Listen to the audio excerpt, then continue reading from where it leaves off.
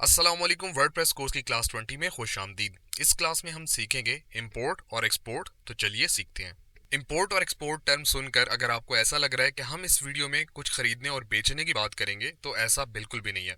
हम बात कर रहे हैं वर्डप्रेस को इंपोर्ट और एक्सपोर्ट करने की। देखिए, अगर आपके पास दो वर्डप्रेस साइट हैं और आप उनका डाटा, पोस्ट या पेजेस एक्सचेंज करना चाहते हैं, तो आप इंपोर्ट और एक्सपोर्ट फीचर का इस्तेमाल कर सकते हैं। इसके अलावा एक सिचुएशन ये हो सकती है कि आपको एक नई होस्टिंग मिल गई है जिसकी अच्छी ऑफर है और आप उस होस्टिंग पर शिफ्ट करना चाह रहे हैं, तो अपनी मौजूदा वेब होस्टिंग सर्विस से अपना तमाम डाटा दूसरी वेब होस्टिंग सर्विस पर शिफ्ट करने के लिए आपको इंपोर्ट और एक्सपोर्ट ऑप्शन का इस्तेमाल करना पड़ता है। चलिए अब हम देखते हैं कि इंपोर्ट और एक्सपोर्ट का ऑप्शन हमें कहां पर मिलेगा। तो जब आप अपने वर्डप्रेस के डैशबोर्ड में आ जाएंगे तो टूल्स वाले ऑप्शन के अंदर आप आएंगे, तो यहाँ पर आपको दोनों ऑप्शन इंपोर्ट और एक्सपोर्ट नजर आ रहे हैं। सबसे पहले हम अपने डाटा को एक्सपोर्ट करना सीखेंगे, जो कि बहुत ज़रूरी होता है, क्योंकि जब डाटा एक्सपोर्ट होगा तो ही इंपोर्ट हो पाएगा।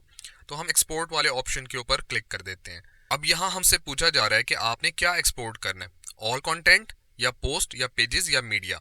अगर आप ऑल कंटेंट करते हैं तो इसमें आपकी तमाम पोस्ट और पेजेस वगैरह जो हैं, जैसे यहाँ बताया भी जा रहा है, ये सारा एक्सपोर्ट हो जाएगा। लेकिन अगर आपको सिर्फ पोस्ट एक्सपोर्ट करनी है तो आप पोस्ट वाले ऑप्शन को सिलेक्ट करेंगे।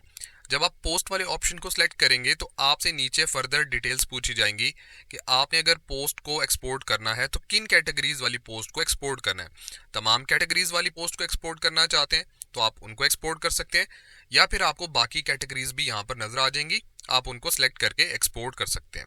सेकेंड नंबर पे किन ऑथर्स की पोस्ट को एक्सपोर्ट करना है। एक वर्डप्रेस साइट को मैनेज करने के लिए, उस पर कंटेंट को पब्लिश करने के लिए बहुत सारे लोग हो सकते हैं। तो अगर आपकी वर्डप्रेस साइट पर और भी यूजर्स मौजूद हैं, जो कि मैं आपको आगे आने वाली क्लासेस के अंदर बताऊंगा कैसे ऐड करने हैं, तो आप उनमें से किसी एक स्पेसिफिक पर्सन की पोस्ट को एक्सपोर्ट करना चाहते हैं तो उसका नाम आप सिलेक्ट कर सकते हैं। फिलहाल मेरे पास क्योंकि एक ही ऐड में है, मैं खुद हूं जो कि, तो इसलिए मेरे पास और ऑप्शन नहीं आ रहा। फिर आगे ऑप्शन है डेट का। अगर आपको एक स्पेसिफिक डेट रेंज की पोस्ट को एक्सपोर्ट करना है तो वो आप कर सकते हैं। फॉर एग्जांपल, जैसे मैं मई 2023 से लेकर जून 2023 तक की जो पोस्ट है उनको एक्सपोर्ट कर सकता हूँ। फिर नीचे एक ऑप्शन है स्टेटस। यहाँ पर हम क्लिक करते हैं तो जो पोस्ट हम एक्सपोर्ट कर रहे हैं उनका स्टेटस क्या हो, कौन सी पोस्ट को एक्सपोर्ट करना है। तमाम पब्लिश्ड पोस्ट को जो कि हम अपनी वर्डप्रेस साइट पर पब्लिश कर चुके हैं, या फिर ऐसी पोस्ट जो कि अभी तक हमने पब्लिश नहीं की तो वो ड्राफ्ट में रहती हैं। तो यहाँ से आप चूज कर सकते हैं कि आपने कौन सी पोस्ट को एक्सपोर्ट करना है या नहीं करना। इसके बाद नीचे पेजेस का ऑप्शन है। पेजेस के अंदर भी वही तमाम कैटेगरीज आ रही हैं जो कि मैं आपको अभी पोस्ट में बता चुका हूँ। फिर नीचे एक ऑप्शन है मीडिया का। आप जब इसको सिलेक्ट करेंगे तो आपसे पूछा जाएगा कि आपने कौन सी डेट रेंज के जो मीडिया को, मीडिया से मुराद ये है कि अगर आपने कोई वीडियो अपलोड की है, कोई इमेजेस अपलोड की हैं, तो ये तमाम मीडिया कहलाता है। तो आपने किस डेट के जो मीडिया को एक्सपोर्ट करना है। तो मैं फिलहाल ऑल कंटेंट को सिलेक्ट करूंगा और फिर डाउनलोड एक्सपोर्ट फाइल वाले ऑप्शन के ऊपर क्लिक कर दूंगा।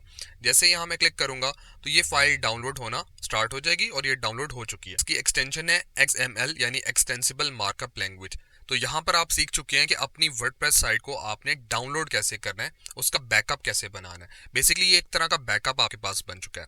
अब हम सीखते हैं कि इस फाइल को हमने इंपोर्ट कैसे करना है, यानी दूसरी किसी वर्डप्रेस साइट पर कैसे लेके जाना है।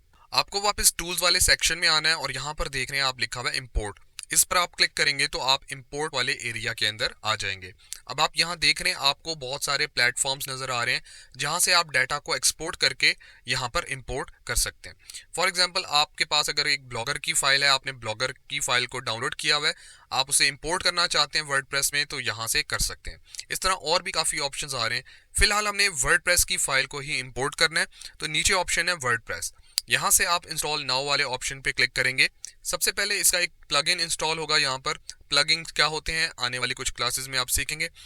प्लगइन इंस्टॉल हो चुका है, नीचे लिखा हुआ आ रहा है रन इंपोर्टर। हम इसके ऊपर क्लिक कर देते हैं। आगे आपके सामने जो पेज आएगा उसमें स्क्रॉल डाउन करेंगे तो आपको चूज फाइल के नाम से एक ऑप्शन मिल जाएगा। आपने इस पर क्लिक करके जो वर्डप्रेस की डाउनलोडेड फाइल है, XML फाइल, आपने उसको सेलेक्ट करना है।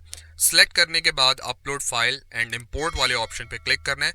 तो आपका जो वर्डप्रेस की उस फाइल में जो भी डाटा था वो सारा का सारा इंपोर्ट हो जाएगा।